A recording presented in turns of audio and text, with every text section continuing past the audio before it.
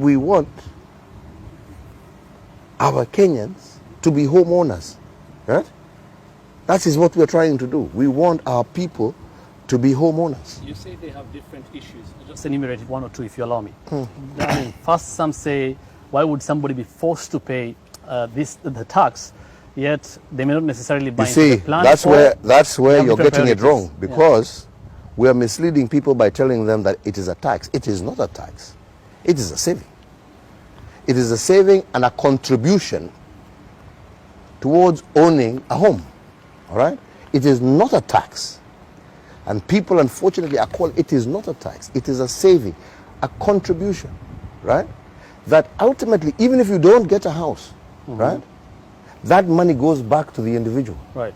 Yeah? And that is why I talked about initially building and developing a culture of saving in society.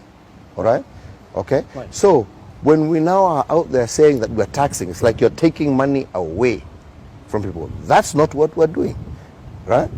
Okay. What we're doing is saying you're contributing, and ultimately your contribution is helping you become a homeowner.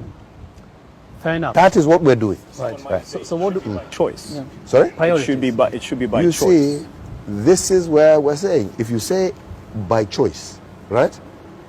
We have had all these independent, and that's what I'm saying, you know, let's not go too far. All right?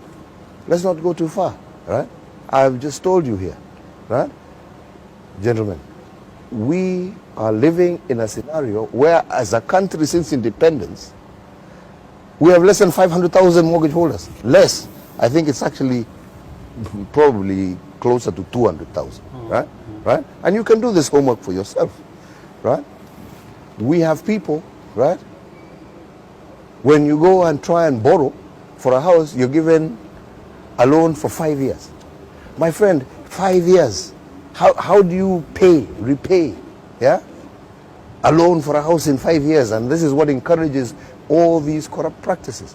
And that's why we're saying we have to build a system, right? Culture. Where somebody, and a culture, where somebody is able to say, look, I know I can borrow for 20 years because I know, nimetoka shule, nimepata kazi, I have 20, 30 years of work life, right? Then I can have an affordable mortgage, right?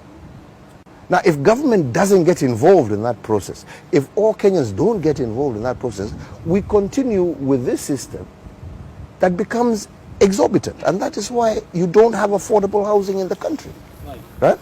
So you need to actually look as to where we are coming from and where we are trying to go to. Yeah? And what we're trying to say is that if we want Kenyans to be homeowners, we must develop and build products, right, that actually make that possible, right? And that's what we're trying to do. Mheshimiwa Rais, mojawapo and like ni vizuri nimalize hapa.